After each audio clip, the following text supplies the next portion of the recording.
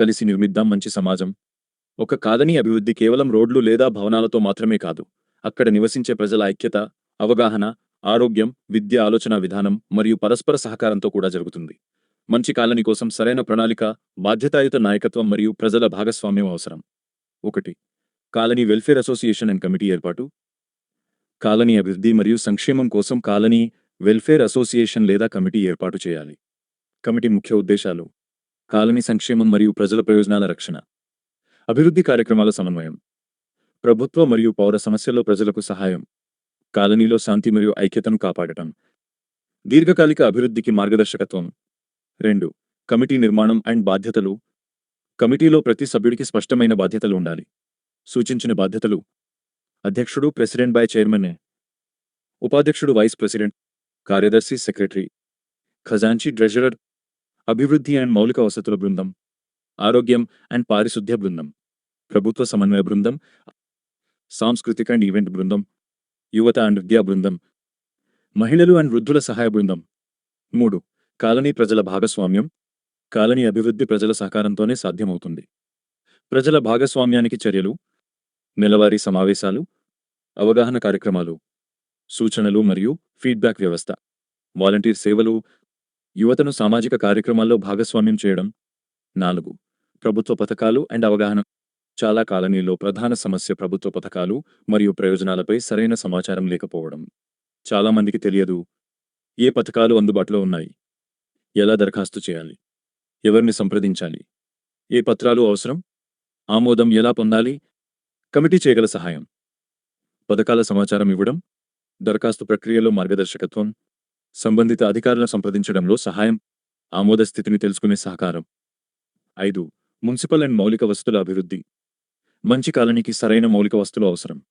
అవసరమైన సేవలు: water board and తాగునీటి సమస్యలు, బోర్వెల్ నిర్వహణ, విద్యుత్ శాఖ సమస్యలు, పన్నులు మరియు ట్యాక్స్ సంబంధిత అంశాలు, భవన నిర్మాణ అనుమతులు, రోడ్లు మరియు డ్రైనేజీ, చెత్త నిర్వహణ అండ్ పారిశుద్ధ్యం, మ్యూటేషన్ అండ్ భూ సంబంధిత సేవలు, ఆరోగ్య శిబిరాలు, కుల జనన మరణ ధృవపత్రాలు, ఆధార్, ఓటర్ కార్డు మరియు ఇతర ఐడీలు, ప్రాధాన్య అభివృద్ధి అంశాలు, రోడ్లు, వీధి లైట్లు, నీటి సరఫరా, డ్రైనేజీ, శుభ్రమైన పరిసరాలు, చెత్త నిర్వహణ, భద్రత, పచ్చదనం.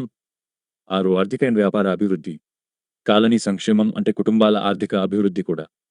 కమిటీ సహకారం, వ్యాపార అవగాహన, స్వయం ఉపాధి మార్గదర్శకత్వం, నైపుణ్య శిక్షణ, ఉద్యోగ అవకాశాల సమాచారం, చిన్న వ్యాపారాలకు సహాయం, మహిళా వ్యాపార ప్రోత్సాహం. 7. శారీరక అండ్ మానసిక ఆరోగ్యం. ఆరోగ్యకరమైన కాలనీ ఆరోగ్యకరమైన కుటుంబాలను నిర్మిస్తుంది. చేయగల కార్యక్రమాలు: ఆరోగ్య శిబిరాలు, యోగా అండ్ ఫిట్నెస్ కార్యక్రమాలు, మానసిక ఆరోగ్య అవగాహన, కౌన్సిలింగ్ సహాయం, క్రీడలు మరియు యువత కార్యక్రమాలు, వృద్ధుల సంక్షేమ కార్యక్రమాలు. 8. పరిశోధన అండ్ కొత్త ఆవిష్కరణలు. అభివృద్ధి కొత్త ఆలోచనలు మరియు పరిశోధనతో ముందుకు సాగుతుంది. ప్రోత్సహించవలసిన అంశాలు: సమస్యలపై చర్చలు, కొత్త పరిష్కారాల ఆలోచనలు, సాంకేతిక అవగాహన, డిజిటల్ విద్య, యువతలో సృజనాత్మకత. 9. కాలనీ వివాదాల పరిష్కారం. చిన్న గొడవలు పెద్ద సమస్యలుగా మారకుండా ముందుగానే పరిష్కరించాలి.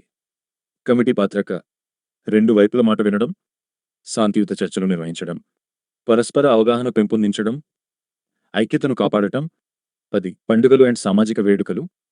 పండుగలు మరియు కార్యక్రమాలు ప్రజల మధ్య అనుబంధాన్ని పెంచుతాయి.